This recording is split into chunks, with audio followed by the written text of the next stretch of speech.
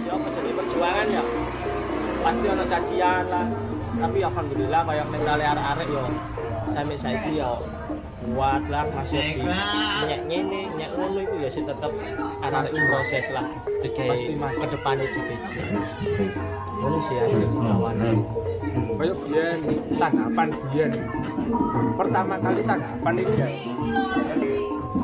nyewo kabeh sing bopo tetenan dan itu pertama itu tuan itu belajar manjak kabeh kaya bobok-bobok itu gak ono dan anggota pun ya terbatas.